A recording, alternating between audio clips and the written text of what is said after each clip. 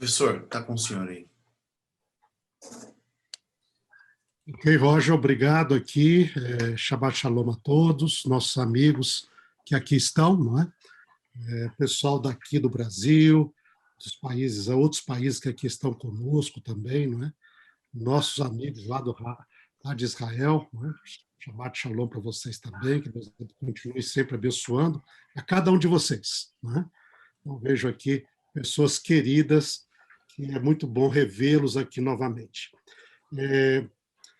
Antes de nós começarmos, Roger, talvez aqui, se alguém tem, da parte da nossa última palestra, algum pedido, mesmo algum material, por exemplo, que estaria disponível, talvez ali, bom, eu vou passar alguma coisa, talvez, para vocês. Nós vimos aquela questão do contexto da data, autoria, não é?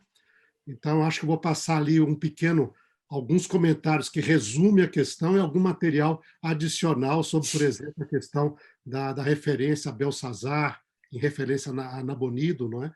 Como o último rei lá, e também sobre Nabucodonosor, por exemplo. Nós vimos aí uma foto do tijolo de Nabucodonosor, né? Então, a referência, algum artigo que trata com mais detalhes este aspecto aí.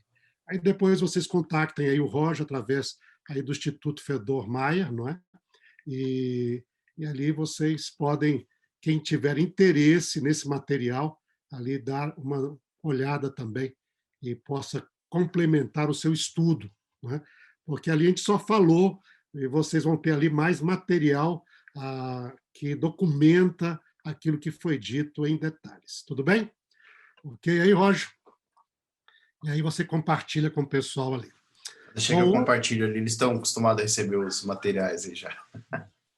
Eu sempre gosto de fazer isso, porque é algo que vocês sabem que nós temos aqui um estudo, que é um estudo ao mesmo tempo focado no texto bíblico, mas eu creio que é importante nós documentarmos, né?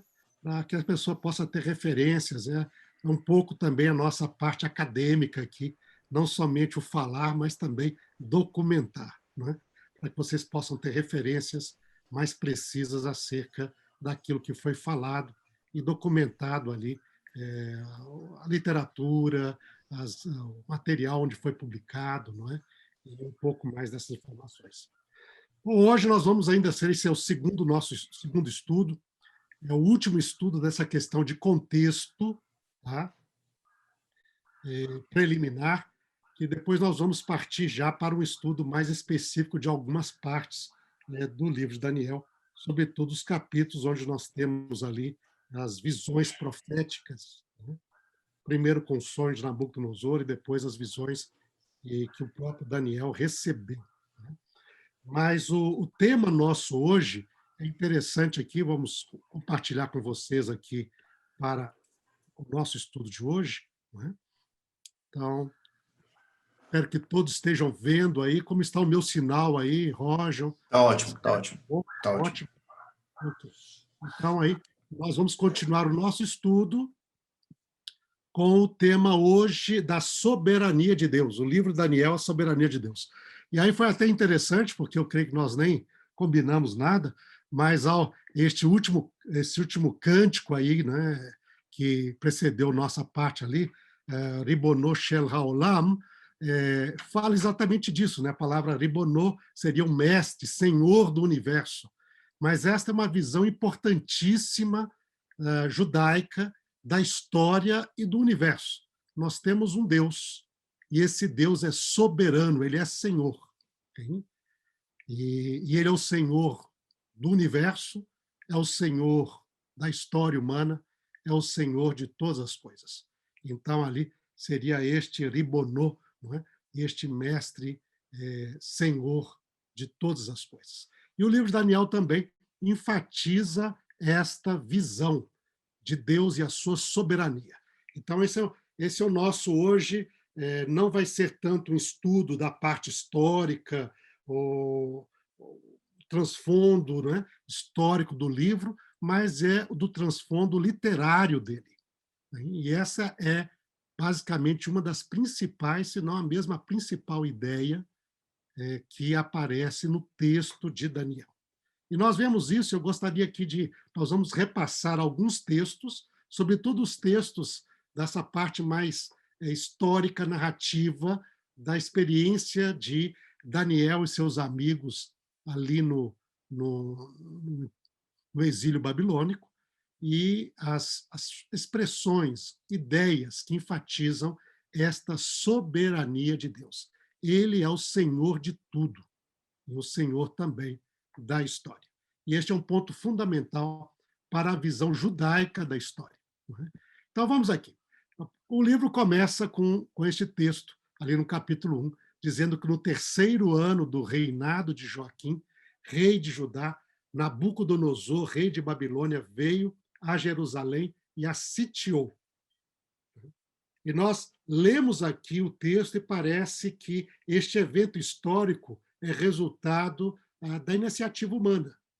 É o rei Nabucodonosor, na sua guerra para expandir o seu poderio, o controle do seu império, não é? O Império Babilônico. Na realidade, nesse momento que ele sitiou, ele ainda não era rei. O texto aqui já o trata como rei, porque ele se tornou rei naquele mesmo ano que ele sitiou a cidade. Mas nós estamos aqui no ano de 605, e você tem aqui até uma pequena tablete de argila do Museu Britânico, classificado como o número 21.946. Esse tablete que vocês estão vendo ali registra a Batalha de Carquemes, que ocorreu naquele mesmo ano. Hein?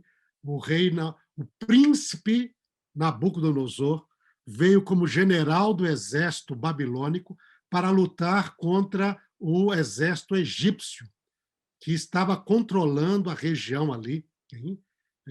Fazia poucos anos, na verdade fazia 4 anos.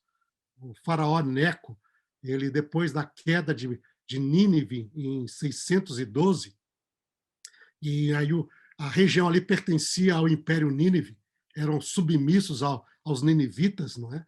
Ao Império Assírio, mas daí Nínive vai cair no ano 612, atacada pelo exército conjunto dos babilônicos, dos medo-persas e dos elamitas. Aí eles trazem um fim àquele poderio assírio. E quando o poderio assírio cai, então o Egito, que estava ali bastante acuado pelos assírios, tenta retomar poder na região.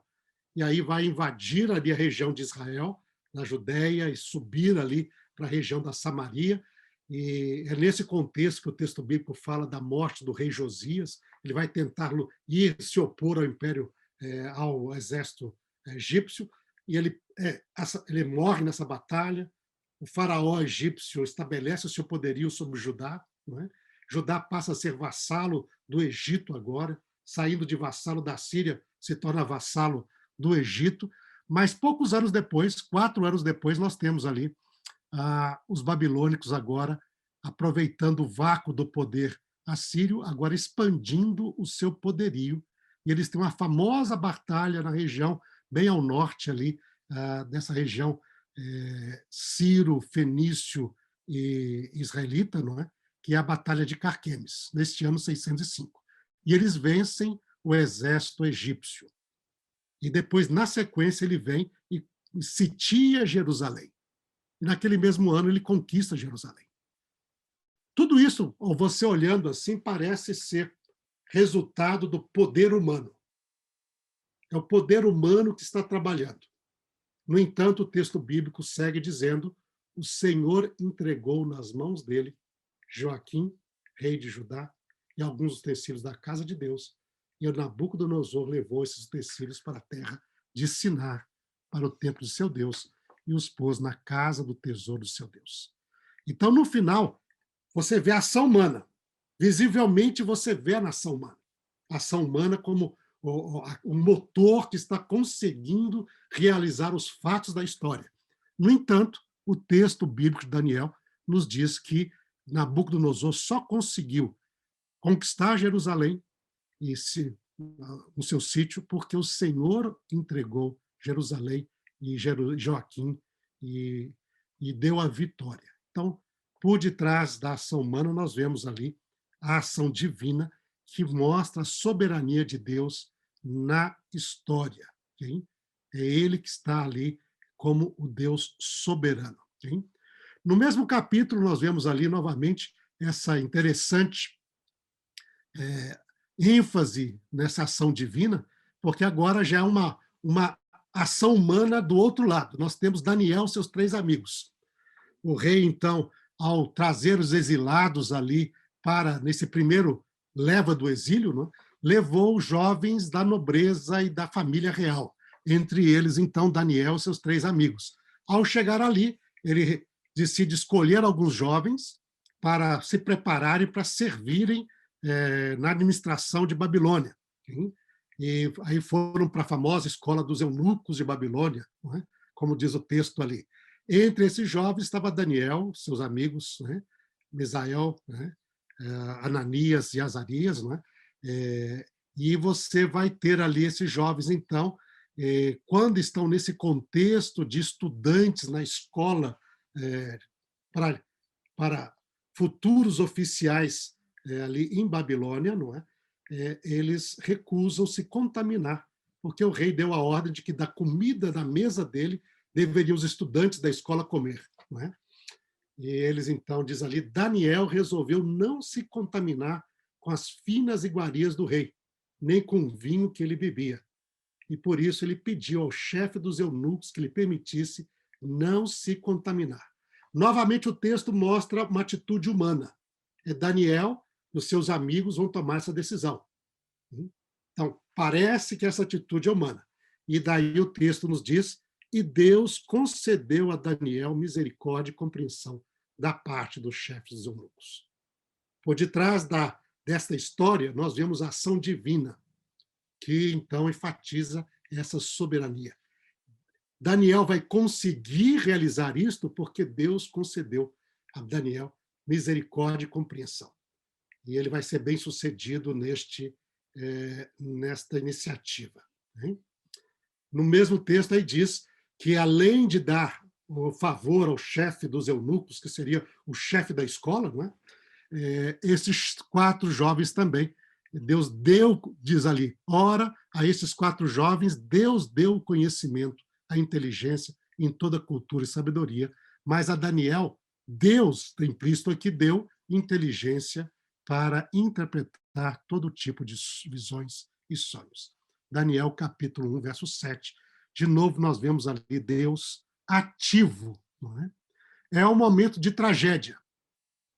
Conquista de Jerusalém, primeira leva do exílio, né? Os utensílios do templo do Senhor levados para o templo de Babilônia, por Nabucodonosor e seu exército, jovens sendo levados, não é? O rei Joaquim também sendo levado. Parece que o poderio humano, que a história está sendo decidida pelo poder humano, mas o texto enfatiza que por trás disso tudo está também a ação do Deus soberano. Okay? Então, esta é a ênfase ali, já no primeiro capítulo. A mesma coisa vai para o segundo capítulo, que nós vamos estudar com bastante mais detalhes, não é? Mas aí, neste segundo capítulo, diz que o Nabucodonosor, logo no seu 3º ano, ele teve aí, no início do seu reinado, né? Ele teve um sonho e ele ficou muito perturbado, esse sonho se repetiu várias vezes, e ele, então, quis descobrir o significado deste sonho, e nós vamos estudar toda essa história, ele vai chamar seus magos, os seus sábios, os caldeus, não é? E eles não vão conseguir, porque o rei não diz qual é o sonho, ele exige que eles declarem primeiro qual foi o sonho, para depois dar a interpretação, e eles falam que isso é impossível, não é? Mas aí ele, na sua fúria real, ele manda um decreto para matar todos os sábios de Babilônia. E nisso também os sábios jovens que tinham acabado de entrar no seu serviço, que seria Daniel e os seus companheiros. E neste contexto, Daniel e seus companheiros oram a Deus para que Deus possa revelar este sonho e qual que era o sonho em si, e que eles não assim perecessem nesta fúria real. Né? E Deus diz que revela. Então diz o capítulo 2, verso 19, que esse mistério foi revelado a Daniel numa visão da noite, e aqui é uma característica interessante que depois nós vamos estudar no texto de Daniel, que é chamado o uso da voz passiva. Hein? como o texto foi, ali o mistério foi revelado a Daniel, okay?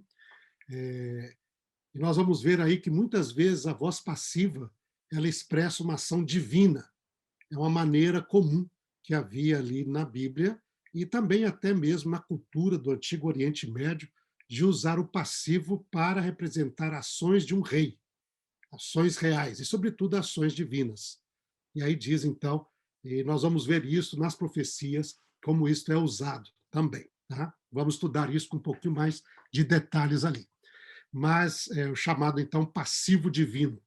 E Daniel, então, foi revelado, Daniel na visão da noite, Daniel bendisse o Deus do céu, dizendo, bendito seja o nome de Deus, de eternidade a eternidade, porque dele é a sabedoria e o poder. É ele quem muda o tempo e as estações, remove reis, estabelece reis. E esta frase aqui, ela é especial, porque ela é a expressão desta convicção ali do livro judaica e também do livro ali, não é? Da soberania de Deus sobre a história, na expressão mudar o tempo e estações, remover reis e estabelecer reis. E ele dá sabedoria aos sábios e entendimento aos inteligentes. Então, aqui Deus é o Senhor da história. Ele estabelece os tempos e estações, ele estabelece reis e remove os reis. Então, esta é uma frase bem típica desta convicção da soberania de Deus sobre o mundo e sobre a história. E isto vai ser bem enfatizado ali quando, por exemplo, na interpretação da estátua, né, a gente vai ver aí, que vai ver essa estátua de cabeça de ouro, braços de prata, ventre e quadris de bronze, pernas de ferro, pés de ferro de barro, e o que isso vai significar. Mas ao falar sobre, começar a interpretar, Daniel diz lá, o Senhor, ó rei, falando a Nabucodonosor, que é rei dos reis, a quem o Deus do céu conferiu o reino, o poder, a força e a glória. Quem que conferiu o reino, poder, força e glória para você, ó rei? Foi o Deus do céu. Em cujas mãos foram entregues os filhos dos homens, nas suas mãos foram entregues, novamente vai o passivo aqui, não é? Onde quer que eles habitem, e os animais do campo e as aves dos céus, para que dominasse sobre todos eles. Aí vai dizer a interpretação, tu és a cabeça de ouro. Nós vamos ver isso com mais detalhes. Mas está aqui essa ênfase primeiro. A quem o Deus do céu conferiu o reino, o poder, a força e a glória. É Deus que é o soberano da história, mesmo fora de Israel. Ele é soberano de todo mundo. Okay? E não é somente em Israel, mas mesmo fora de Israel, em Babilônia, está ali. Por que, que o poder tem esse poder naquele momento? Porque Deus conferiu este poder ao rei e àquele povo. Okay? Mas depois ele diz, mas falando mais adiante, diz, no dia desses reis, falando da última parte ali da estátua, diz, o Deus do céu levantará um reino que jamais será destruído e não passará a outro. Esse reino despedaçará e consumirá todos estes outros reinos, mas ele mesmo subsistirá para sempre. Então Deus dirige a história, concede tempo, poder, espaço, autoridade, né? Há várias agências humanas, mas Deus tem uma direção. Ele vai colocar a história no objetivo final que ele deseja. E é este um outro aspecto desta soberania de Deus sobre o mundo e sobre a história que o livro enfatiza ali. E Deus fará isto. E nós vamos estudar essa profecia com bastante detalhes ali, e esse parte do nosso futuro estudos aqui. Okay? Já na capítulo 3, o rei Nabucodonosor se rebela contra essa verdade, e ele que viu uma estátua que só tinha uma cabeça de ouro, agora ele vai levantar uma estátua toda de ouro, tentando mostrar que ele não aceitava a soberania de Deus. Ele era o Senhor da história, Nabucodonosor pensava. Muitos desses reis no passado, né, faraós e imperadores como Nabucodonosor, eles tinham de si mesmo uma visão praticamente divina. sendo eles filhos dos deuses que estavam aqui na Terra e por isso tinham autoridade divina, né? Atrás da realeza está essa noção de autoridade divina ou mesmo natureza divina do rei. Né? Em muitos povos, né? Isso é muito comum. E ele então se rebela contra a ideia de que Deus é o Senhor da história, e ele diz: o Senhor da história sou eu. Né? E faz uma estátua toda de ouro e exige que todos os povos se curvem e adorem essa estátua. E daí nos diz o capítulo 3 que ele tocou os instrumentos musicais, a sinfonia, não é? As harpas, a lira, aquilo que nós vimos dos termos gregos que aparece ali, no momento que tocasse, todo mundo deveria se curvar diante da estátua e adorá-la. Né? E isso seria um ato de adoração ao próprio rei também, e a sua autoridade e a sua soberania. E aí nos diz o texto que todo mundo fez isso, menos 3 jovens, são os 3 amigos de Daniel que estão ali. Eles não se curvam. Okay? É interessante que o texto ele não menciona Daniel, não explica o porquê. A minha opinião é que vai logo na sequência, daqui vem logo em relação ao capítulo 2, onde o rei Nabucodonosor ficou tão impressionado com Daniel que ele vai até se curvar e homenagear tremendamente Daniel. Eu acho que ele, para evitar qualquer atropelo, embaraço, ele não permitiu ou não convidou ou fez com que Daniel não fizesse a essa reunião. Daniel era próprio símbolo daquilo que era a soberania de Deus, segundo o capítulo 2. Não é? Mas aí, mesmo nesse contexto, aí nós temos os 3 amigos dele, que agora são referidos aqui pelos seus nomes, que foram dados, nomes babilônicos para ele, Sadraque, Mesaque e Abednego. Eles não se curvam a esta estátua. E isto é comunicado ao rei Nabucodonosor, que havia 3 jovens judeus que não se curvaram à estátua do rei. O rei manda chamá-los ali, e ele disse: quem não se curvasse diante dessa estátua, ele seria lançado na fornalha de fogo. Né? E os 3 jovens não se curvam. E aí, então, Nabucodonosor chama esses 3 jovens e lhes disse: Sadraque, Mesaque e Abednego, é verdade que vocês não prestam culto aos meus deuses, nem adoram a imagem de ouro que eu levantei? E ele diz: vou dar agora uma chance de novo. E ele diz: olha, antes de lançar vocês aqui, eu quero dar uma chance. Né? Agora, pois, se vocês estão prontos, quando ouvir o som da trombeta, da flauta, da citra, da harpa, da lira, da gaita de foles, prostrem-se, adorem a imagem que eu fiz. Mas se vocês não adorarem, serão no mesmo instante lançados na fornalha de fogo ardente. E quem é o Deus que os poderá livrar das minhas mãos? E aqui está o tema, o foco da questão. Nabucodonosor se rebelou contra aquela ideia de que Deus era soberano sobre a história, e agora, neste evento ali, ele quer mostrar que ele é o soberano da história. E ele diz: quem é o Deus que possa livrar das minhas mãos? E aí, nós vemos a resposta destes 3 jovens, Sadraque, Mesaque e Abednego, responder ao rei: ó Nabucodonosor, quanto a isto não precisamos nem responder. Nem queremos responder. Se o nosso Deus, a quem servirmos, quiser livrar-nos, ele nos livrará da fornalha de fogo ardente e das suas mãos, ó rei. Se for da vontade dele, ele pode nos livrar. Nós nem duvidamos disso. Okay? Mas aí nos surpreende a sequência da história, porque eles dizem: e mesmo que ele não nos livre, fique sabendo, ó rei, que não prestaremos culto aos seus deuses, nem adoraremos a imagem de ouro que o Senhor levantou. O Senhor rei levantou. Então, vejam essa convicção da soberania de Deus por esses 3 jovens. Se Deus quiser livrar, ele poderá livrar. Ele é soberano de tudo. Mas se ele não quiser, nós não sabemos qual é a vontade dele. Nós não estamos aqui de pé porque eles não estavam de pé porque eles tinham certeza de serem libertados. Não, eles estavam de pé porque eles tinham fidelidade a este Deus, ao Deus de seus pais, ao Deus de Israel, ao Deus que é o Senhor do universo.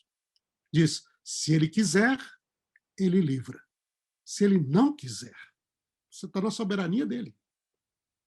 Isso é ele que vai decidir.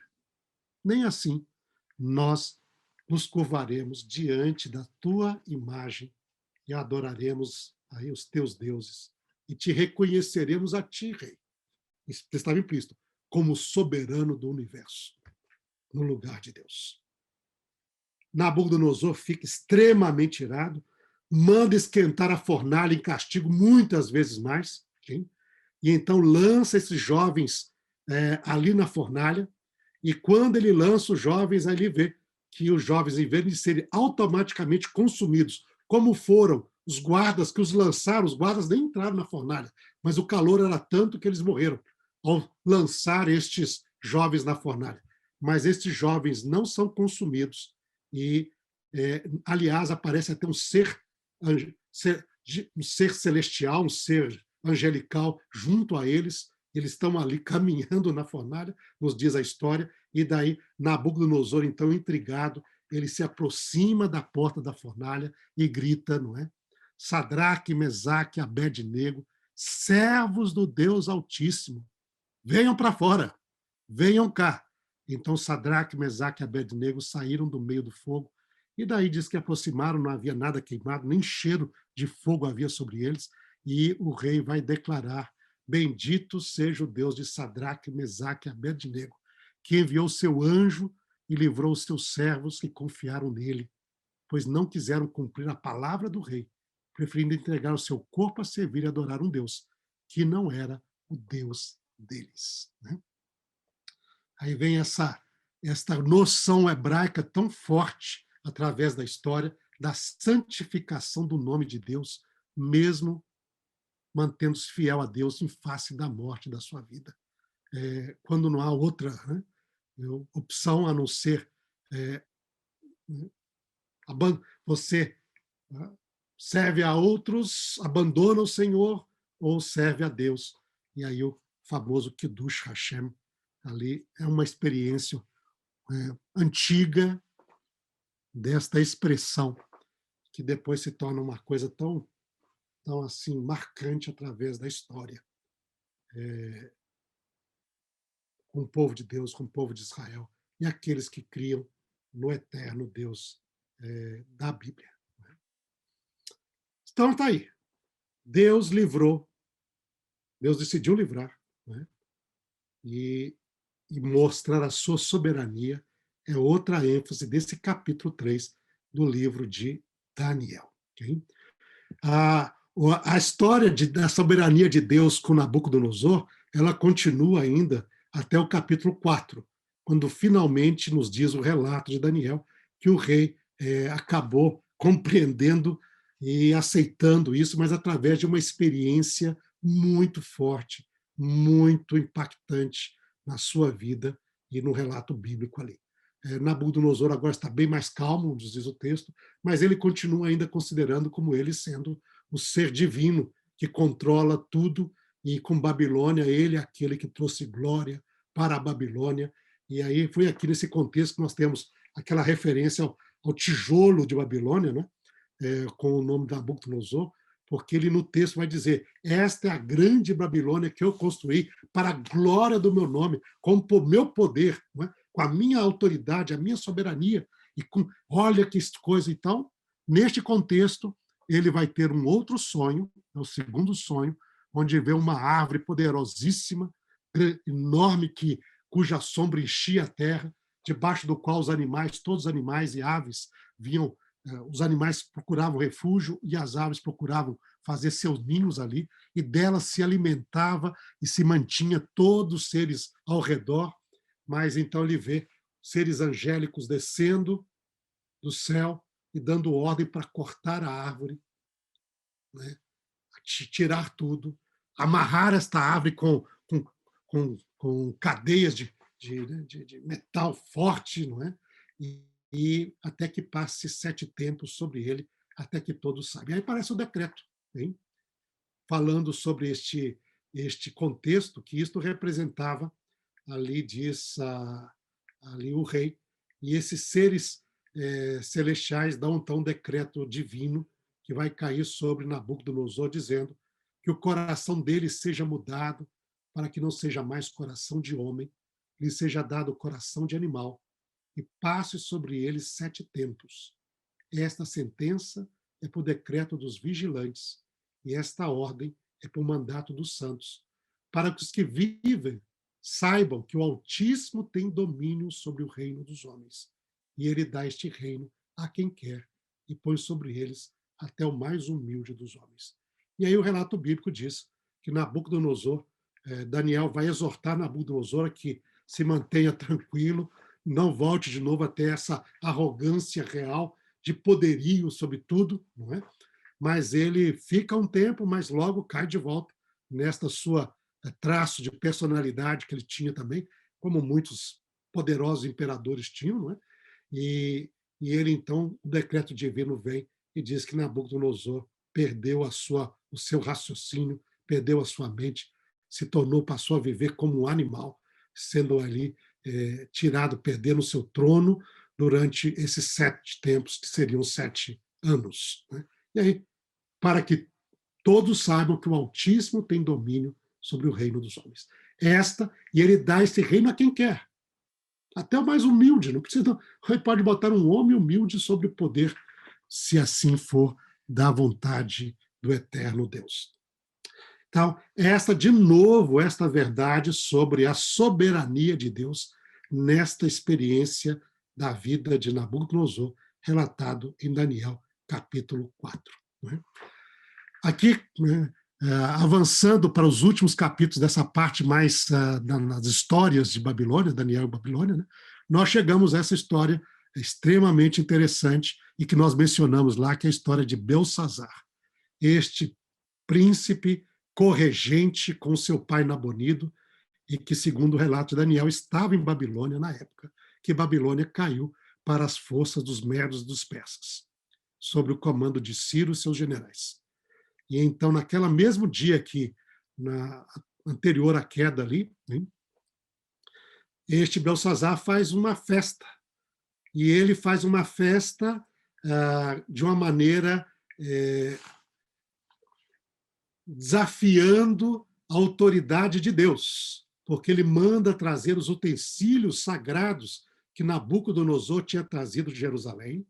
Nabucodonosor trouxe esses vasos, trouxe essas taças, trouxe todo esse material que era usado no templo em Jerusalém, mas colocou como dedicado ao seu Deus. Não fez uso dele, mas algo dedicado ao seu Deus ali. Né? Mas agora Belsazar vai mostrar desprezo, já que o seu antepassado, que no caso era avô dele, Nabucodonosor, o texto fala o seu pai, mas aqui usa essa ideia hebraica de relacionamento, né? Onde um filho é um descendente, como o filho de Davi, todo mundo é filho, ou seja, você pode ser um descendente, não necessariamente filho direto. Né? Ele era filho de Nabonido com a filha de Nabucodonosor. Né? Nabonido não era descendente de Nabucodonosor, mas a esposa dele, sim, era filha de Nabucodonosor. E Belsazar aqui é filho, então, neto de Nabucodonosor.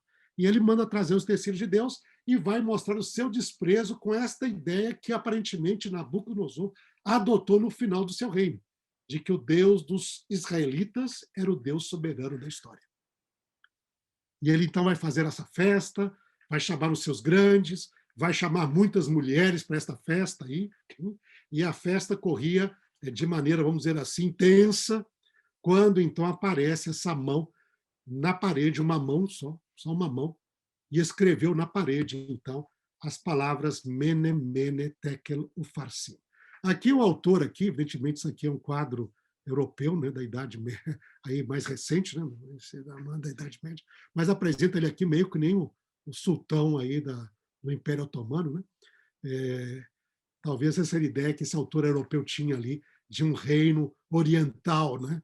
E coloca ali, e ele vai escrever ali, em vez de escrever na sequência, né, hebraica, assim, todas as palavras juntas, ele escreveu de cima para baixo. Nós não sabemos, o texto não fala como que foi escrito na parede. Viu que os sábios também não conseguiram decifrar. Mas aqui está uma representação aqui artística disso aqui, então você teria lá, né, de cima para baixo, primeira linha aqui, Mene, depois Mene, aí Tekel, aí a palavra Ufarsim, hein? No final ali, com essas palavras ali. E diz que ele então chama, a escrita estava ali, ninguém conseguia decifrá-la, né? Aí a mãe dele vem e diz, olha, meu filho, no tempo de teu pai, o seu antepassado, né, Nabucodonosor, havia Daniel, um homem que tem sabedoria dos deuses, e ele sabia decifrar todos os mistérios, e o seu pai, ele serviu seu pai de maneira fiel. Chame Daniel, que agora já era um indivíduo bem velho. Daniel aqui está com mais de 70 anos de idade, provavelmente, e já tinha sido afastado também do poderio ou do governo ali por provavelmente Nabonido e por Belsazar, não o chamou sem dúvida. Hein? Então ele vai chamar Daniel, Daniel vai vir e diz, olha, você tem essa escrita aqui, ninguém pode revelar o que está escrito, interpretar. Se você puder dizer o que está escrito aqui, não é? E dar o sentido, então, eu prometi fazer essa pessoa o terceiro maior no meu reino. Hein? Ele era o segundo. Colocar em cadeia de ouro, vestir de púrpura, que era uma expressão antiga na antiguidade de realeza, ou seja, você vai ter autoridade real também. Hein? E será terceiro aqui, com meu pai, comigo, né? Você vai ser o terceiro a governar aqui. E Daniel não vai aceitar isso, ele não tem muita simpatia por este príncipe regente, ele vai ser até meio seco com ele, mas ele vai lembrar desse príncipe regente e diz, olha, os teus bens ficam contigo, eu não quero isso, mas eu vou, sim, atender o pedido do rei e interpretar esta escrita. Mas ele vai lembrar, ao interpretar, ele vai lembrar a história do pai dele, ou seja, do avô dele, né? Que Nabucodonosor. Ele vai dizer, ó rei, o Deus Altíssimo deu o reino a Nabucodonosor, seu pai, bem como glória e majestade. Mas quando o coração dele se elevou e seu espírito se tornou orgulhoso e arrogante, foi derrubado do seu trono real e perdeu toda a sua glória. Foi expulso do meio dos filhos dos homens, o seu coração foi feito semelhante ao dos animais e passou a morar com os jumentos selvagens. Então, lembra a história do capítulo anterior.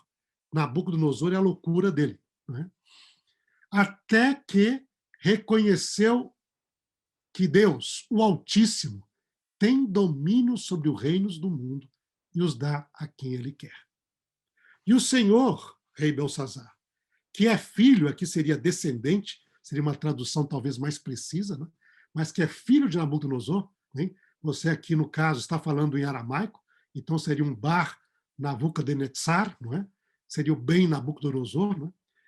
Você que é descendente dele, não humilhou o seu coração, mesmo sabendo de tudo isso. Ou seja, a sua ação, o texto de Daniel é claro, que ele fez esta festa em claro conhecimento, em uma atitude contrária à ideia que o pai dele tinha reconhecido, ou o descendente dele, não é? O avô dele, para ser mais preciso aqui, que era que Deus, o Altíssimo, tem domínio sobre os reinos do mundo e os dá a quem ele quer. Hein? O Senhor não humilhou, mesmo sabendo tudo isso. E daí, então, pelo contrário, se levantou contra o Senhor dos céus, mandando trazer os utensílios do templo dele, para que o Senhor, ó rei, e suas mulheres e concubinas, juntamente com os homens importantes do reino, bebessem vinho neles. Além disso, o Senhor deu louvores aos deuses de prata, de ouro, de bronze, de ferro, de madeira, de pedra, mas o Senhor não deu glória a Deus, em cujas mãos estão a sua vida e todos os seus caminhos. Ele é o Senhor da história, ele é o Senhor sobre o ser humano também. Hein?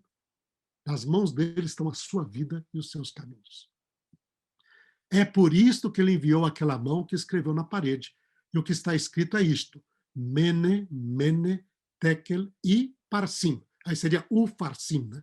Algumas traduções pegam aqui o Vav conjuntivo, né? E coloca aqui o Farsim. Aqui essa tradução já colocou o sentido da conjunção e aí, e Parsim. E esta interpretação daquilo, Mene, Deus contou os dias do seu reinado, ó rei, e pôs um fim nele. Então veja a soberania de Deus. Deus agora decidiu. Ele que levanta e abate os reis. Deus contou os dias. Ele pesou. Aqui o contar, aqui o mene, está ligado com o verbo pesar. Ele pesou os dias do seu reinado e pôs fim neles.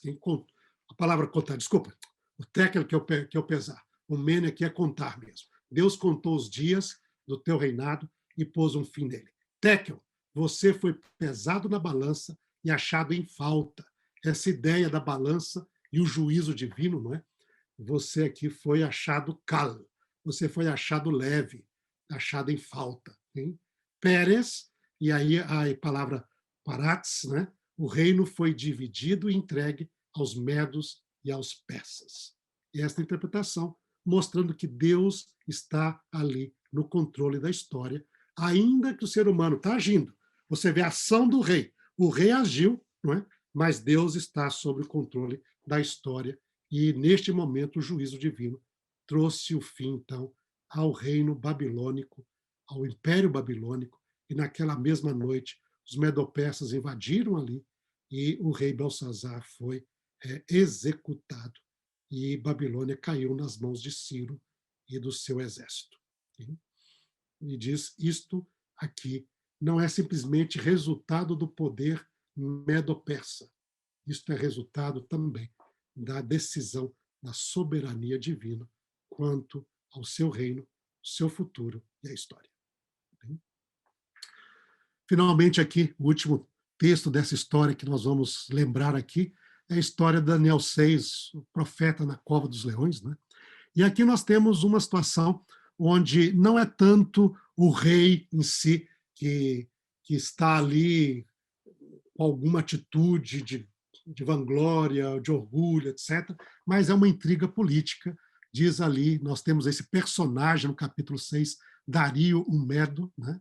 Que nós não conhecemos bem quem ele é, mas aparentemente durante um ano ele foi constituído ali governante em Babilônia para cuidar dos negócios do império, enquanto Ciro continuava a avançar ali nas suas conquistas com seu exército. E então diz que Dario apreciou muito Daniel, gostou muito dele. E ele vai organizar o império no momento ali em 120 satrapias, e vai colocar 3 presidentes sobre estes sátrapas, não é? Que são os governadores regionais, e um desses presidentes será Daniel, mas quando ele viu a integridade, a eficiência e a sabedoria de Daniel, ele pensou em colocar Daniel como o primeiro-ministro dele, para ajudá-lo no governo ali, acima dos outros presidentes. E nesse contexto, então, diz que os demais presidentes e governadores movidos de inveja e querendo, então, tirar Daniel, que já era agora um senhor, já com quase 90 anos, já, certa idade, mas ainda muito eficiente na administração do governo, ele, então, decide fazer um jogo político e tentar tirar Daniel do poder. E nós vemos tudo isso através dessa questão do decreto de Dario, que proibia a oração a pedido a qualquer Deus, que não fosse o próprio rei, joga com orgulho desse sentimento de divinidade da parte dos reinos, dos poderosos, né? E dos reis. Dario se sente envaidecido, baixa esse decreto, mas daí essa era uma armadilha, porque ele sabia que Daniel era uma pessoa fiel, o qual orava 3 vezes por dia, este costume bíblico que se tornou costume judaico ali das orações da manhã, da tarde, da noite, né? E você ali, Daniel orava, voltando-se a partir da sua janela, voltando o seu olhar, o seu rosto para Jerusalém. E foi nesse contexto que eles pegaram Daniel orando, porque ele continuou a orar, como sempre fazia, e eles então levaram Daniel a ser ali condenado, porque quem não obedecesse o rei seria lançado na cova dos leões. Okay? Aqui só a curiosidade, que é considerada hoje como mais um detalhe interessante, que lembra? Nós mencionamos que tem vários detalhes ali do texto de Daniel. A execução no contexto babilônico era lançar em fornalha, como aconteceu lá na história dos 3 amigos de Daniel. A execução aqui no capítulo sobre o Império Medo-Persa é lançar na cova dos leões. Okay? Alguns sugerem que isso representa o fato de uma mudança cultural. Por quê? Porque para os medo-persas, e sobretudo a religião persa, o fogo é sagrado. Então, eles não usavam fogo para execução de criminosos, ou etc., ou pessoas condenadas, como faziam os babilônicos, mas daí evitavam isso por respeito ao fogo. É uma possibilidade interessante, né, que ali alguns têm chamado a atenção agora nessa história, mudando a cultura, ou seja, mudou agora o governo e mudou também a forma de execução. Por que, que o autor aqui não botou o indivíduo de novo na fornalha ardente aí, né? Ou seria qual a razão? Uma possível razão disto seria de que a importância ou a deferência ou como os medo-persas, os persas consideravam o fogo, sendo parte sagrado até do culto deles dentro da religião da fé persa. Então, um pequeno detalhe que alguns chamam a atenção, creio que era interessante compartilhar com vocês aqui. Mas aqui está Daniel. Daniel está na cova dos leões e o rei Dario viu que ele caiu numa armadilha, porque ele gostava muito de Daniel. E ele, então, espera que Deus possa proteger ele. Ele não pode mudar o decreto, como diz lá, os decretos medo-persas ali, eles não podem ser mudados de modo algum, enfatiza o texto. Então, ele vai lançar, ele vai tentar livrar Daniel, mas não consegue livrar. E aí ele vai, então, com tristeza, ver Daniel sendo lançado ali e esperando, talvez, quem sabe, o seu Deus que você serve continuamente possa te livrar. Diz que Dario não conseguiu dormir aquela noite, ele passou em jejum, não teve a festa, não teve nada, porque estava preocupado com Daniel, e cedo de manhã diz que ele vai lá para a cova dos leões para saber se Daniel tinha sido devorado por esses leões ou estava ainda vivo. E ao aproximar-se da cova, ele chamou a Daniel com voz triste, que pensava que estava morto, e disse o rei a Daniel: Daniel, servo do Deus vivo, será que o seu Deus, a quem você serve continuamente, conseguiu livrá-lo dos leões? Daniel então responde da cova: ó rei, viva eternamente, viva para sempre, rei, que é um tipo de saudação comum, não é? Nestes contextos ali para um rei. Então, o rei Dario fica feliz, tira Daniel da cova, pega os acusadores dele, lança na cova e diz que esses leões nem deixaram eles caírem, tocarem o chão, já se apoderaram deles para devorá-los, não é? E daí, em vista disto, o rei Dario, então, escreve às pessoas de todos os povos, nações e línguas que habitavam toda a terra, e lhe diz que a paz lhe seja multiplicada. Faça um decreto pelo qual, em todo o domínio do meu reino, todos tremam e temam diante do Deus de Daniel, porque ele é o Deus vivo, o Elohim Rai, né? Aí em hebraico, né? Mas esse texto aqui está em aramaico. Nós, em vez de termos aí o Elohim, temos Elahá, né? Ele é o Deus vivo que permanece para sempre. O seu reino não será destruído, o seu domínio não terá fim. Ele livra, salva e faz sinais e maravilhas no céu e na terra. Foi ele quem livrou Daniel do poder dos leões. Aí o livro termina com essa exaltação da soberania de Deus por parte de um governante medo-persa, que seria Dario.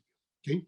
Então, estes são os textos que nós ali gostaria de chamar a atenção nesse segundo estudo nosso, com essa ênfase neste Senhor que é o mestre do universo, o Rebono Shel Haolam, o Senhor do universo. Okay? Algumas reflexões sobre isto, para poder encerrar nosso estudo de hoje. Algumas pequenas reflexões aí e abrir a possibilidade para as perguntas. Primeiro, se o Eterno é o Deus soberano sobre tudo, por que ele entregou? E usa o verbo aí, nós temos o verbo hebraico, né? Está na forma consecutiva, o verbo natan, que é dar, aí vai ten, e ele deu, ele entregou o seu povo nas mãos de Nabucodonosor, permitindo a conquista de Jerusalém e o reino de Judá. Por exemplo, porque Deus, se ele é o soberano de tudo, como que ele vai entregar o seu povo, a sua cidade santa? Como ele depois vai deixar o seu santuário ser destruído, queimado, arrasado, e o seu povo ser levado em exílio nas mãos de um indivíduo pagão como Nabucodonosor e de um império pagão como os babilônicos. Como isso é possível se Deus é o soberano de tudo? E aí, a resposta que nós encontramos no texto bíblico, que é um elemento importante que nós vamos ter de considerar ao longo de todo o nosso estudo do livro de Daniel, é a dimensão da aliança do Sinai. A aliança entre Deus e Israel no Sinai. E esta resposta está no livro mesmo de Daniel. Você vê lá na oração de Daniel, no capítulo 9, que é o capítulo onde vai receber uma profecia importantíssima, profecia das 70 semanas proféticas. Não é? Essa profecia é precedida por uma oração, que ele, então, Daniel, dirige a Deus, e neste texto da oração, ele fala a razão por que porque eles estavam ali no exílio. E ele diz assim, hein? Vou ler só alguns versos desse capítulo, começando a partir do verso 9. Diz, ao Senhor nosso Deus pertence a misericórdia e o perdão, pois nos rebelamos contra ele. Então, de um lado existe o Deus de Israel, que tem misericórdia e perdão, e do outro lado o seu povo tinha se rebelado contra ele, rebelado contra essa relação estabelecida na aliança. E diz, e não obedecemos à voz do Senhor, nosso Deus, para andarmos nas suas leis, que nos deu por meio de seus servos, os profetas. E diz, sim, todo Israel transgrediu a tua lei e se desviou, deixando de ouvir a tua voz. Por isto, as maldições que estão escritas na lei de Moisés, servo de Deus, e que foram confirmadas com juramento, se derramaram sobre nós, porque pecamos contra ti. E quando nós vamos à aliança do Sinai, nós temos essa aliança de Deus que tirou Israel da terra do Egito, para lhe ser por Deus, Israel ser o seu povo.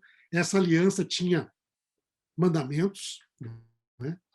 As estipulações dessa aliança, que são os mandamentos de Deus, e depois, na sequência desta aliança, nós temos ali a dimensão das bênçãos e maldições, que aparecem em Levíticos 26, por exemplo, em Deuteronômio 28, onde, se Israel fosse fiel a esta aliança estabelecida com Deus, Deus traria suas bênçãos.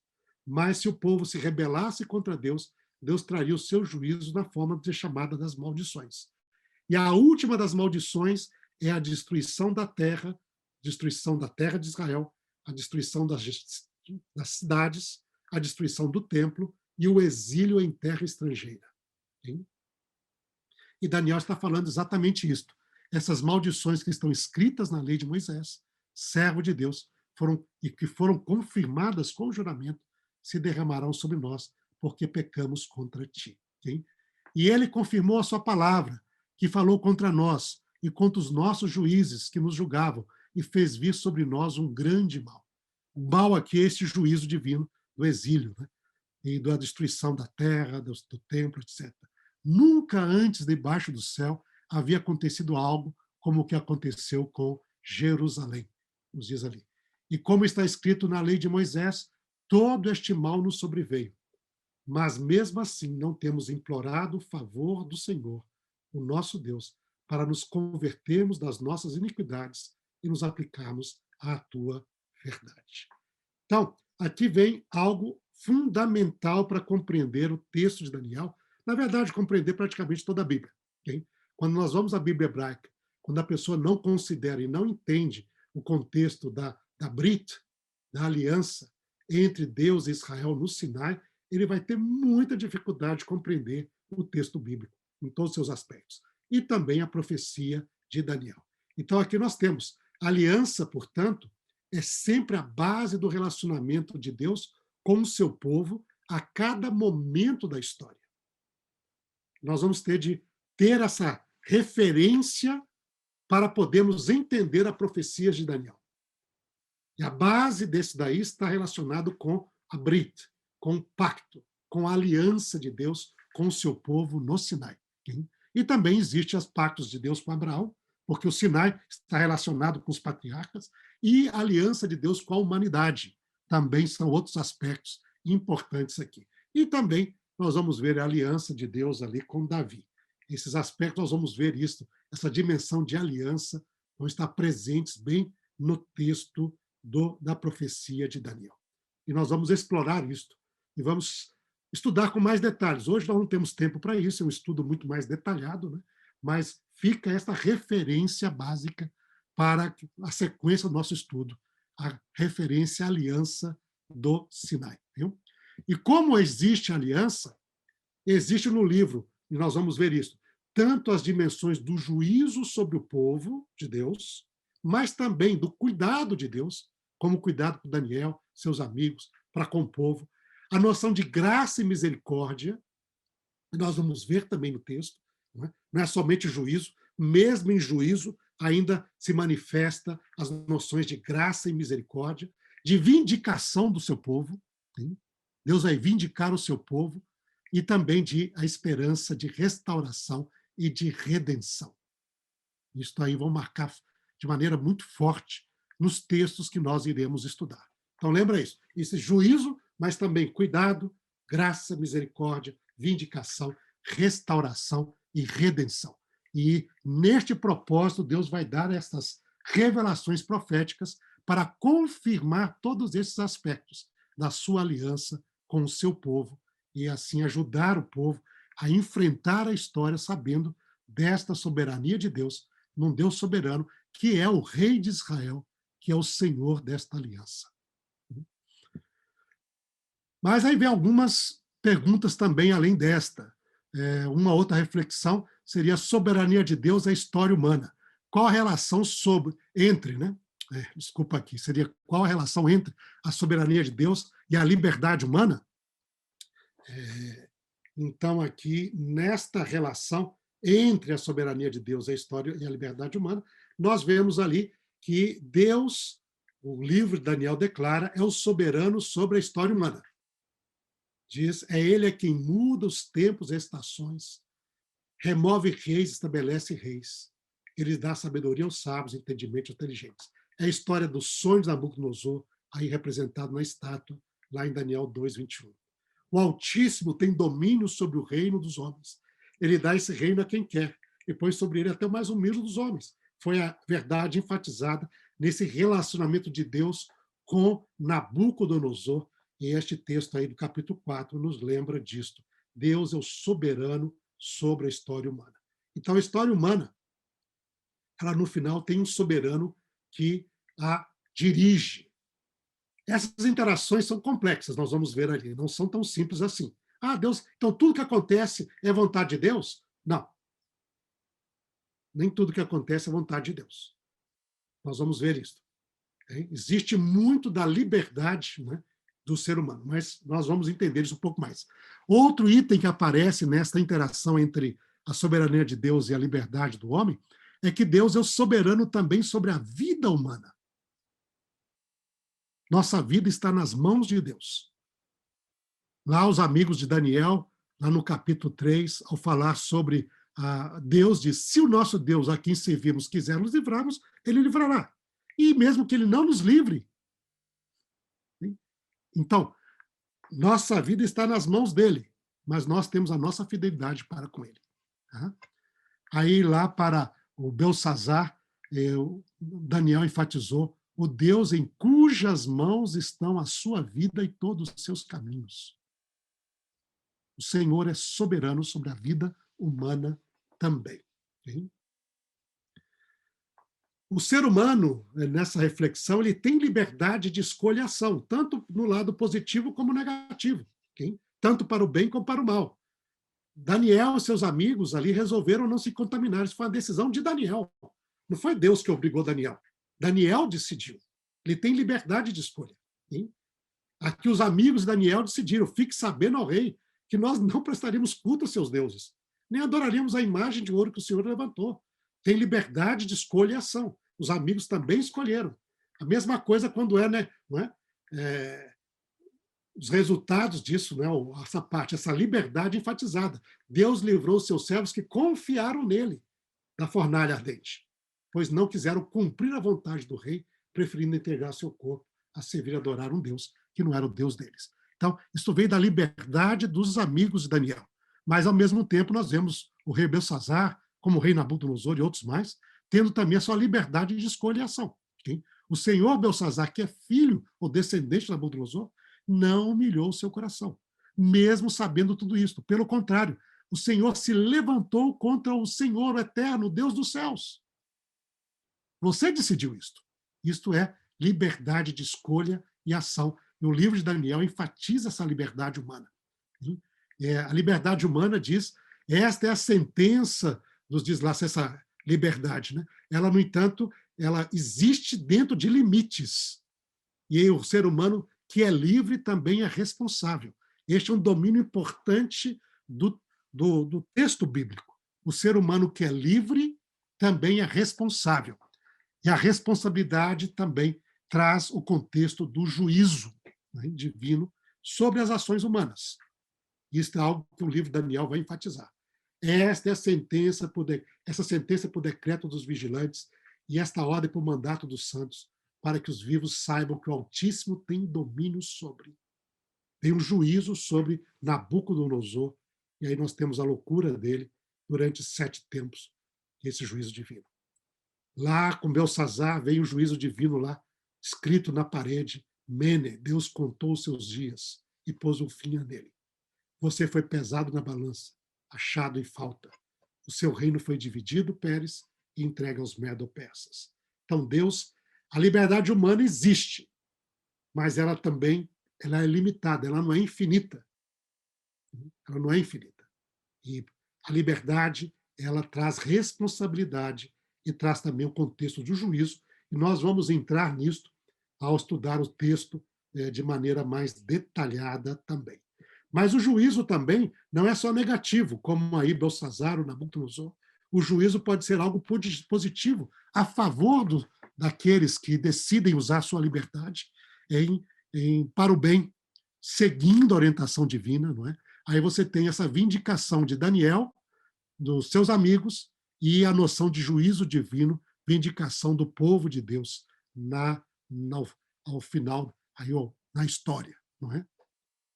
Aí os amigos de Daniel dizem lá, bendito seja o Deus de Sadraque, Mesaque e Abednego, que enviou o seu anjo e livrou os seus servos que confiaram nele. E os 3 jovens foram vindicados diante ali daquele contexto de prova e dificuldade que eles passaram. Mesma coisa acontece de Daniel na cova dos leões, falando sobre isso, diz, o Deus de Daniel livra, salva e faz sinais maravilhas no céu e na terra. Foi ele quem livrou Daniel do poder dos leões. Então, aqui vista a vindicação de Daniel e libertação. E um texto importantíssimo que nós vamos estudar, aparece lá o juízo do ancião de dias, que vai sentar nos céus, o seu tribunal vai ser estabelecido, com milhões e milhões ali, miríades de anjos ao redor do seu trono, abre-se os livros e são julgados. O juízo divino, de uma maneira extraordinária, descrito ali em Daniel, no capítulo 7. E daí, ao se interpretar essa visão, diz ali, até que veio o ancião de dias e fez justiça aos santos do Altíssimo, e veio o tempo em que os santos do Altíssimo possuíram, né, tomaram posse do reino. Né? Então, você tem este juízo também, isso vai ser importante neste estudo de Daniel, a noção do juízo, da liberdade humana, a responsabilidade humana, mas também vindicação daqueles que se confiam em Deus e seguem a Deus e do povo de Deus. Okay? Então, nós temos aí esta reflexão sobre os atores que atuam nesse palco da história. E vamos ver isso daí. Deus está ali, principal ator, mas temos Israel também presente no palco da história. Temos o indivíduo, e esse indivíduo é representado aqui por Daniel, por seus amigos, por Nabucodonosor, por Belsazar, são um indivíduo humano e atuando na história. Temos as nações aí apresentado por Babilônia, por outras nações medo-persas e outras nações que serão mencionadas nas profecias. Temos poderes políticos e poderes religiosos que atuam nesse palco da história. Temos poderes sobrenaturais. Daniel vai fazer referência a esses poderes também. E aí a pergunta é como eles interagem? Qual é o resultado disto na história? Hein? Como isso resulta? E isto será o nosso estudo. Estas questões serão parte do nosso estudo dos sonhos, visões e revelações proféticas do livro de Daniel. Nós começaremos na semana que vem com Daniel 2, o sonho da estátua e o que ela nos ensina, o que nós podemos compreender ali através do texto. Lembra? Nós vamos estar focando bastante no texto. E através do texto, indo buscar ali a compreensão daquilo que está descrito ali no texto profético. Então, Daniel 2, o sonho de Nabucodonosor e a estátua de Nabucodonosor e a história do mundo até estabelecimento de um reino por parte de Deus. Sim? Depois nós vamos abordar o capítulo 7.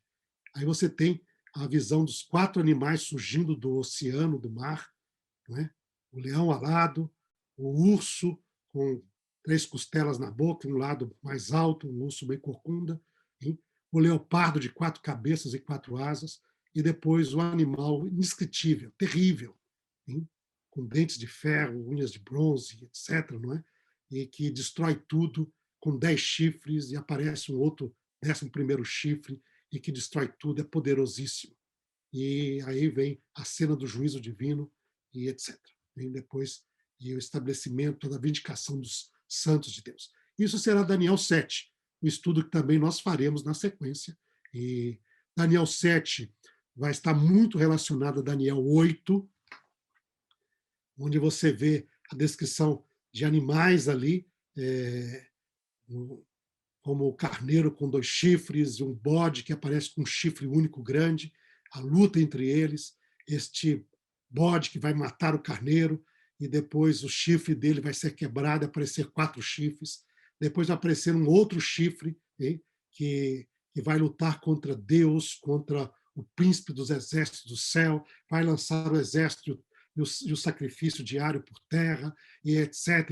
E vai ter um período de domínio e poder no qual os santos lhe serão entregues nas mãos de tempos, metade de um tempo, até que venha o juízo divino e então se estabeleça ali para por fim a este poder, representado na profecia das 2.300 tardes e manhãs. E depois segue o capítulo 9, o capítulo 10, a visão do capítulo 9 às 70 semanas, e depois o capítulo 10 a 12, que é a última profecia de Daniel, quando então aparece essa visão dos conflitos humanos até o final da história, representado por 2 poderes metafóricos, mas simbólicos importantes, o rei do norte e o rei do sul. Hein?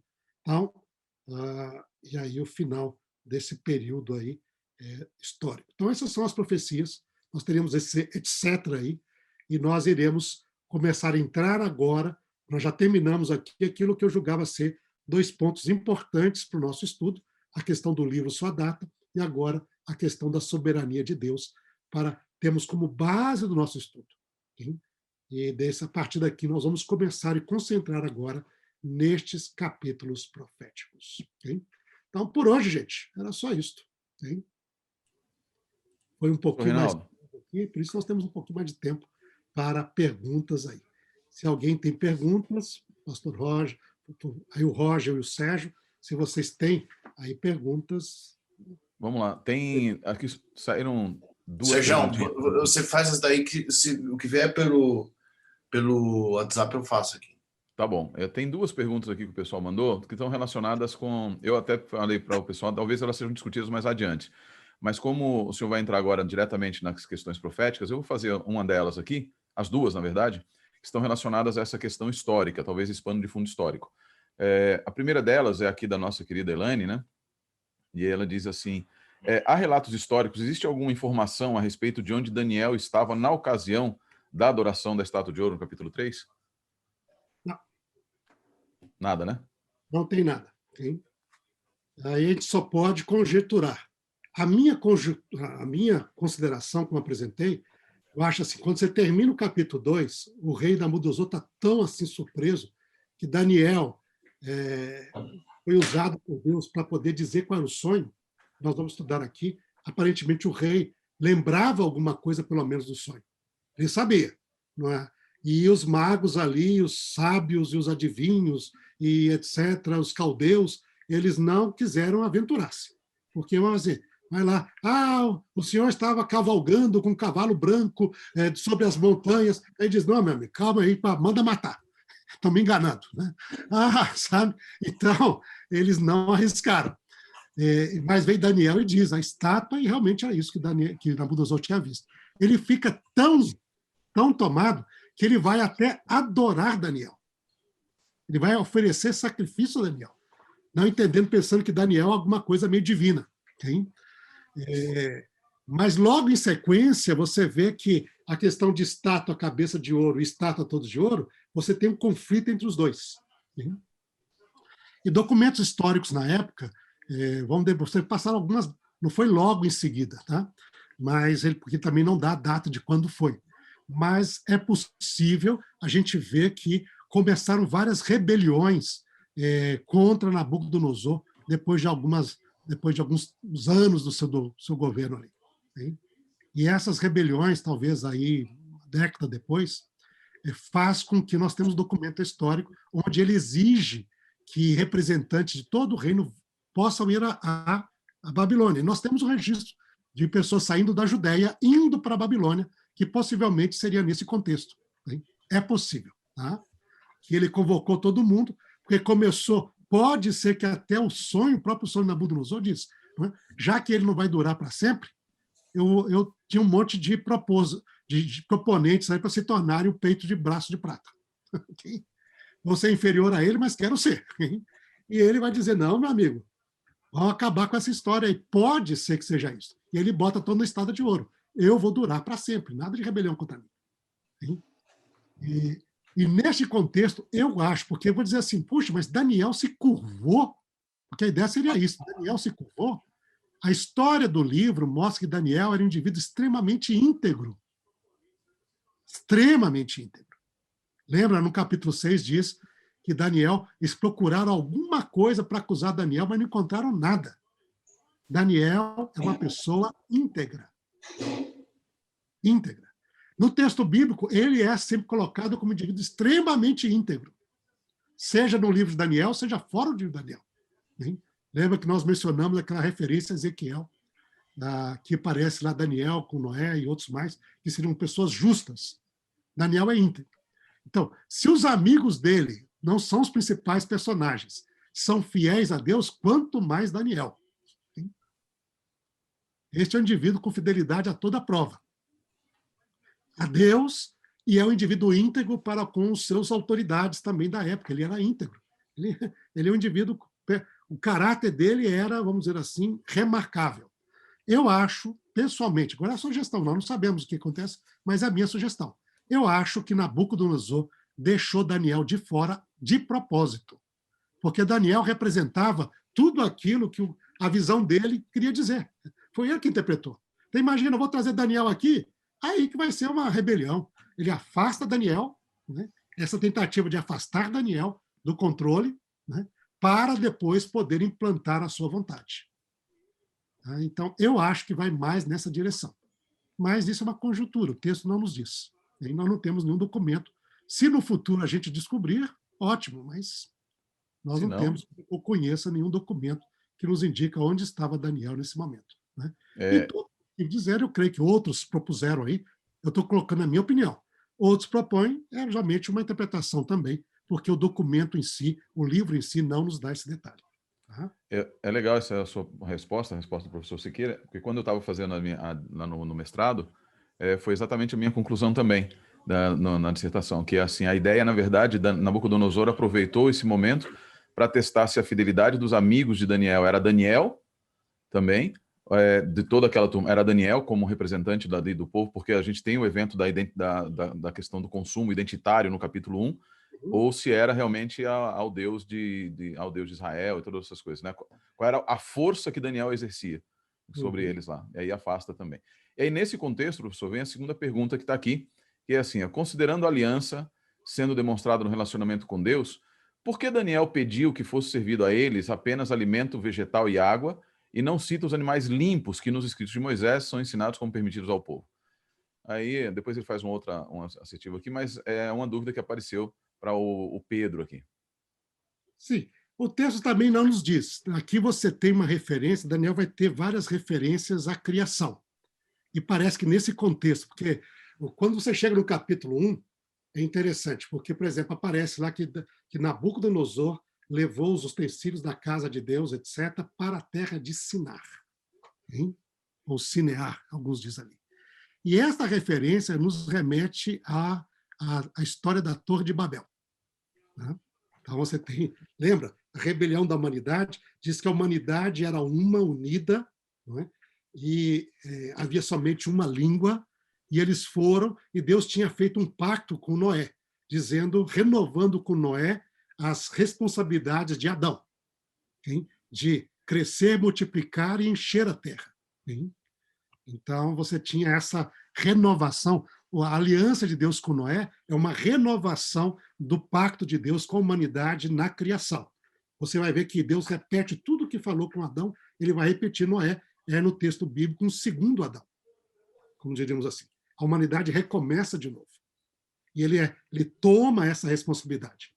E daí, mas a humanidade decide não cumprir essa daí, em vez de...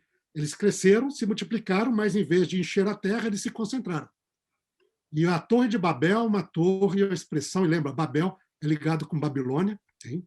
E não é, só existe Babilônia na expressão não hebraica, para sempre Nabucodonosor é Melech Bavel, então é rei de Babel, hein? Babilônia é ligada com Babel na história bíblica. E Babel é a representação da humanidade em rebelião contra Deus. E agora o que nós vemos no início do texto de Daniel parece assim: quando a humanidade se rebela contra Deus, Deus traz juízo sobre ela, no juízo sobre a Torre de Babel. A resposta de Deus à rebelião da humanidade é Abraão, que sai da Mesopotâmia, sai desta terra e vem para a terra prometida, para Deus constituir um povo, no qual seria abençoado todas as famílias da terra. E aí vai de novo uma referência ao pacto de Deus com Noé, que as famílias da terra é a descrição das famílias ali. Agora, quando você chega em Daniel, parece que todo o plano, aparentemente, quando você olha, todo o plano de Deus, focado em Abraão e a sua descendência, chegou a nada. Parece que Babilônia está vencendo, Babel venceu. Babel vem à terra prometida, conquista e traz os utensílios de Deus para a terra de Sinear, para a terra de Babel. Hein? Então, aqui aparece que, neste contexto, Babilônia está vencendo. E a atuação do rei é uma atuação que ele colocar a ordem sobre ele está se colocando no lugar divino. Quando ele vai dizer, ele apontou, é mais ou menos o paralelo ao relato bíblico do Deus determinou a comida humana. Mas daí você vê, isso aqui também, uma leitura que seria a minha leitura do texto em si, né? Eu diria, por que Daniel escolheu vegetais? Eu acho que Daniel faz com ênfase para enfatizar sua crença no Deus Criador, como Senhor de tudo. Ele volta não simplesmente à ordenação de Deus para a permissão que ele deu alimentícia depois do dilúvio, que é com Noé, mas ele faz enfaticamente um retorno até a criação, o relato da criação, onde havia ali o alimento seria vegetais, frutas, etc., legumes.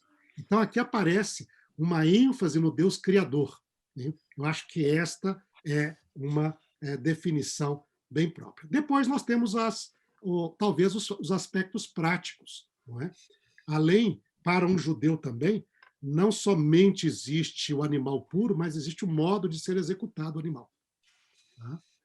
Muitos animais, por exemplo, só serão mesmo puro, só considerado kasher, kosher, não é?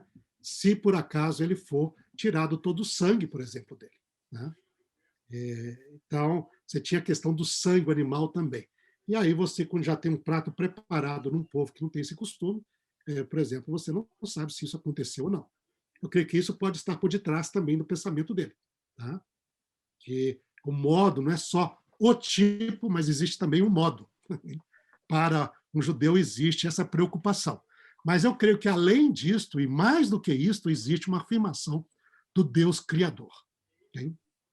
E esta noção, com esse ênfase. Você está aqui com Babel, que revoluciona contra a experiência da aliança de Deus com a humanidade, pois que seria em Noé e que remete à criação, pois Daniel e seus amigos fazem uma ênfase nesse Deus da criação. Esse Deus da criação vai lhes dar saúde e sabedoria mais que os outros estudantes, indicando, então, essa noção. Eu creio que aqui existe essa referência à criação de uma maneira marcante. Tá? Eu acho interessante, professor. Mas eu creio que existe também, provavelmente, uma parte prática da dificuldade para um jovem judeu, ao comer um prato preparado, saber se ele foi ou não. Quem conhece as pessoas que seguem, hoje, quer dizer, no judaísmo existe toda uma outras dimensões acerca da kashrut, que vão além da questão do texto bíblico. Né? E vários de vocês conhecem isso daí. As questões das duas cozinhas, duas panelas, etc. Mas, no contexto bíblico, uma parte importante é a questão do modo de execução do animal, se é retirado o sangue dele ou não, de maneira adequada e correta. E o israelita não comeria uma carne cujo sangue ainda ele foi morto e cujo sangue não foi retirado dela, de maneira biblicamente aprovada ou recomendada. Tá? Acho que muito. Existe tudo isso daí, está nesse contexto ali.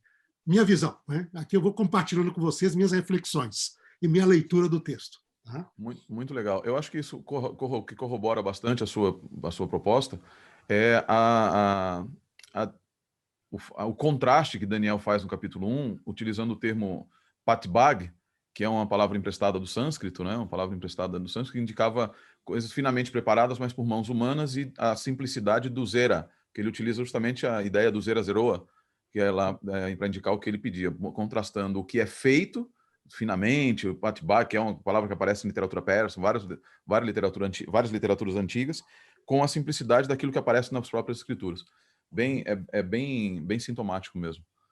Nós temos que lembrar também que nessa questão, além da pureza e impureza, havia a noção mesmo do culto ao rei. A identidade. Os verbos usados no texto 1 implica que o rei coloca essa disposição como se fosse Deus. Sim. Então, comer essa comida implicava também uma adoração ao rei. E era uma maneira de fazer com que esses jovens eles se submetessem à autoridade do real de Nabucodonosor como soberano sobre todas as coisas. Tá? Mesmo no lugar de Deus. Então, seria quase uma adoração divina. E essa questão da adoração dos reis divinos é um negócio que vai atravessar muitos textos da Bíblia. Okay? Vai chegar até o período do Segundo Templo, quando nós vamos ter aí a adoração ao rei César Augusto, né? Aos reis, ao imperador, que é parte, porque isso é uma maneira de controle político. Você controlava as pessoas politicamente através de adoração ao rei, ao imperador, como ser divino, né? Prestando culto para eles. Então, você tem essa dimensão também ali no capítulo 1. Então, essa comida, mesmo sendo pura, mesmo que ele soubesse que ela foi ritualmente, eles trouxeram ali um matador, né, um chorrete judeu, para preparar para os jovens judeus. Mesmo assim, essa comida era oferecida primeiro em culto ao rei, para depois ser entregue aos jovens. Hein? E havia um aspecto de adoração aí real, divina, culto ao rei, que também está atrás do texto, que é outro elemento do texto também. Tá? Ô, Sérgio. Só aqui, Roger. Do lado aqui já não tem mais perguntas, não, tá? Tem aí? Tem uma pelo WhatsApp. Deixa só antes de você fazer, Roger, eu vou passar para o pessoal o seguinte: o material que o professor Siqueira vai disponibilizar, eu mandei um link agora, mandei inclusive para o professor Reinaldo também, um link para a gente ter lá dentro, você pode acessar lá, todo o material nós vamos colocar lá no Drive, que assim fica centralizado, todo mundo pode acessar, você pode passar esse link para quem você quiser. Todo mundo, né? Aí passa para quem você quiser aí também, o pessoal que estiver assistindo, tá bom? Eu vou colocar no chat dos canais onde estão sendo transmitidos, então vai estar tudo lá centralizado, porque assim a gente não fica pesando o celular de ninguém, mandando vários textos, etc, tá bom? Só para vocês saberem aí. Vai lá, Roger. Pessoal, a pergunta aqui é o seguinte, o fato depois do exílio, eles terem perdido a soberania e praticamente não ter recuperado a soberania, até o momento dos Macabeus, onde eles recuperam por um tempo a soberania e depois acabam perdendo de novo quando chega o momento romano, o fato do livro dos Macabeus não estar inserido no cânon por vários critérios de classificá-lo se ele é inspirado ou não, ou somente como um documento histórico.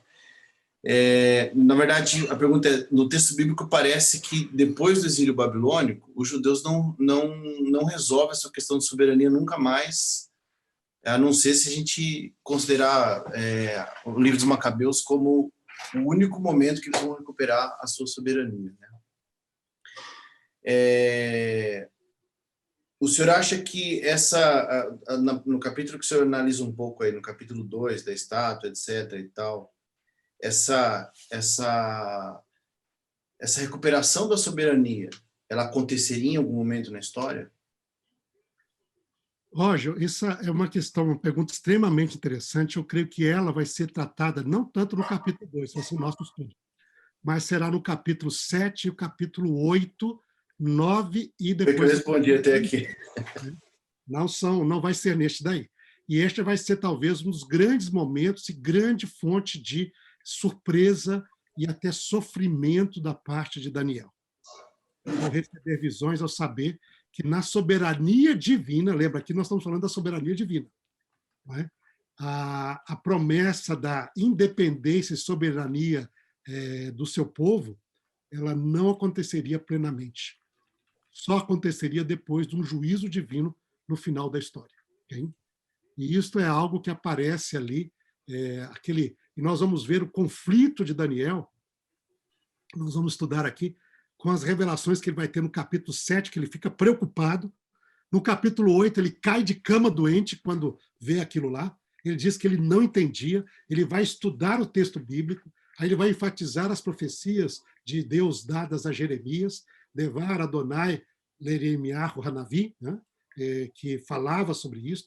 Ele vai comparar, vai ser o tema da oração dele, do capítulo 9, que nós enfatizamos aqui. Senhor Deus, por favor, Senhor, né, pense, tá? Se não é por nós, o que o Senhor me revelou, será que é isso mesmo? Tá difícil, Senhor. Hein? E ele ora na outra direção. Vai ser, então, o foco das 70 semanas e vai ser o foco também da última resposta divina nos capítulos 10 a 12. E aí nós vamos estudar isso de maneira assim bem interessante, porque há um contraste entre o que Deus revelou aos profetas para o retorno do exílio, muito forte, como a profecia de Jeremias, a profecia de Isaías, né? E a expectativa de restauração que viria, e aquilo que Deus vai revelar nas visões dadas a Daniel no capítulo 7, no capítulo 8, e aí vem o capítulo 9, 10 a 12. Tá? E isto é um foco interessantíssimo ali do estudo. Vou depois compartilhar com vocês, nesse momento do estudo, um artigo que eu escrevi sobre a relação entre as profecias clássicas de Isaías, Jeremias, os outros, Amós, Oséias, outros profetas, e a profecia típico apocalíptica, que surge no contexto bíblico em Daniel. Hein? Então, a relação entre eles, e como entender a relação entre elas, não é? Mas nós vamos ter um foco realmente. Agora sim, a gente vai ter de esperar e aprofundar nisso. O período dos Macabeus era um período extremamente interessante, inclusive extremamente fundamental para entender o contexto ali do judaísmo do Segundo Templo. Porque, de um lado, ele olhado assim, nós olhamos, sem dúvida, né, de maneira positiva, com a libertação da opressão dos impérios helênicos ali, sobretudo o Império Seleucida, o antigo Quarto Epifânio, não é? Mas os seus antepassados, seus anteriores também, mas chega ao clímax com ele ali, não é? Quando vem a proibição da religião bíblica, do judaísmo, da leitura da Torá, da circuncisão, da profanação do templo, e a reação que vai acontecer ali com a reconquista de Jerusalém e da Judéia, a libertação da Judéia e áreas adjacentes, não é? Formando o reino de Judá durante ali aquele período de praticamente um pouco mais de um século, não é? Mas, ao mesmo tempo, o período da história de Macabeus, ao mesmo tempo que ela é linda e celebrada, como nós celebramos em Hanukkah, não é?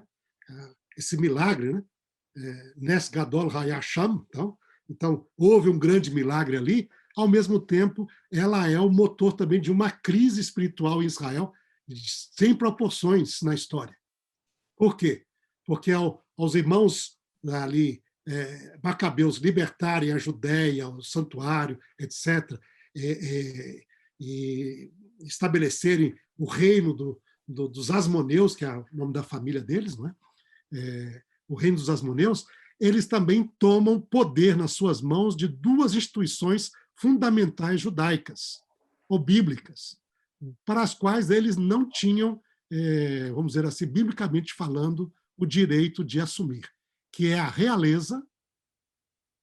Eles vão assumir a realeza, sentar no trono como reis, não é? E isso vai criar uma crise. Por quê? Porque eles não são descendentes de Davi. Então, quando você tem eles assumem a realeza, você tem o partido religioso dos Hassidims, muitos deles aí se levantando contra eles. Hein? Levantando, né?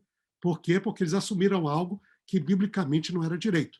Em vez de procurar o descendente de Davi e restabelecê-lo sobre o trono, eles dizem, nós vamos reinar. E aí cria uma crise terrível. Mas, além dessa crise, uma maior crise vai ser quando eles assumem o sumo sacerdócio, sendo que eles não eram descendentes de Sadoc, que desde os dias de Salomão era a única descendência que poderia assumir o sumo sacerdócio em Israel. Então, eles assumem o sumo sacerdócio e assumem a realeza. E é como, por exemplo, quando eles assumem o sacerdócio, quando você lê a literatura de Qumran, essa é a grande crise para a literatura de Qumran. E provavelmente o chamado homem ímpio ali, o sacerdote ímpio, que aparece na literatura de Qumran, é referência ao rei Macabeu, que também, o Asmoneu, que assume ali o sacerdócio, o sumo sacerdócio. E então você tem eles assumindo dois postos que eles não tinham direito, e isso vai criar a diversidade de facções religiosas, de grupos religiosos que nós mencionamos no nosso estudo sobre o judaísmo no Segundo Templo, né? Quando, lembra, nós mencionamos essas diferentes facções, né? Dezenas delas que haviam ali, e muito isso vem ligado com os próprios, não somente com o domínio, é interessante, sobre o domínio pagão e a Judéia sem soberania, ainda havia uma maior unidade no povo do que sob o domínio dos macabeus. É interessantíssimo isso. O povo, houve ali divisão, aqueles que queriam ser helênicos, mas o domínio pagão, por exemplo, dos persas, não traz uma crise religiosa. Né? Mas eles começam uma restauração. Sobre os helênicos, veio o problema da implantação da cultura helênica quando passou, sobretudo, para o controle seleucida. Antes eles estavam sob o controle do Egito, que eram os Ptolomeus, que davam a liberdade. E com os Ptolomeus aparece a tradução em grego, e etc. Havia bastante mais liberdade. Mas quando os seleucidas vêm, eles querem impor a cultura helênica. Aí cria uma crise. Mas esta crise vai ser o resultado da rebelião macabeia, para se libertar dessa crise ali. Não é? Mas, no final, ela vai provocar outra crise dentro devido a esses fatores ali. Então, é uma questão complexa, a questão macabeia, e ela não é simplesmente, a gente só olha o Macabeu do lado positivo, né? Que foi muito positivo. A libertação, Hanukkah, celebrar, mas os macabeus trouxeram também uma crise gigantesca dentro do contexto judaico e que vai trazer uma sequência o judaísmo do Segundo Templo, que com as suas diversidades, suas oposições, partidos opostos um ao outro de maneira bem forte, não é? E com conflito entre eles. Então, é um negócio assim interessante, viu, Roger? Então... Bom, nós vamos acabar explorando isso para frente, então, né? Sim. Tá bom. Está ali na parte, tudo bem? Então, espero... A gente vai explorar essa questão mais adiante, mas para lembrar ali também que, dentro do próprio contexto judaico, o contexto dos macabeus é positivo e, ao mesmo tempo, é problemático. Exatamente. É isso. Não é só positivo, ele é positivo e problemático. Tá bom. Professor, bom, primeiro eu quero te agradecer nós estamos ainda nas introduções ainda, né? E te agradecer por essa introdução muito boa aí, agradecer a todos os presentes aí, lembrar que a semana que vem nós voltamos aqui, durante a semana eu mando os links aí. Depois eu passo para vocês também os links que esse material vai permanecer, para quem quiser acessar depois. Aí, alguns falam, olha, não estou podendo participar, mas assiste na parte da tarde e tal. Depois eu envio isso aí para todos aí, tá? Professor, muito obrigado. Obrigado a todos aí. Gente, grande abraço para todos vocês. Nossa, uma alegria revê-los sempre aqui. Né? Nosso encontro sabático, né? Que Deus possa abençoá-los. Bom restante de sábado. Boa semana para os nossos amigos que estão mais longe e que já o sábado está terminando aí também. Shavuot Tov para vocês, né? E Shabbat Shalom aí para todos os demais aí. Que alegria. Grande abraço, tá? E que Abraço aí, gente. Até mais. Até semana que vem, viu? mais. Tchau, Até tchau. mais. Abraço. Tchau, tchau. Uhum. Tá bem.